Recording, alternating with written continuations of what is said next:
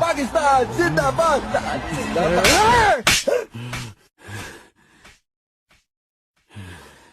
ನಿನ್ನ ಭಾಷೆ ಉರ್ದು ಮಾತಾಡು, ನಿನ್ನ ಧರ್ಮ ಇಸ್ಲಾಂ, ಗೌರವ ಕೊಡು, ನಿನ್ನ ದೇವರು ಅಲ್ಲಾಹ್, 5 ಸಲ ನಮಾಜ್ ಮಾಡು.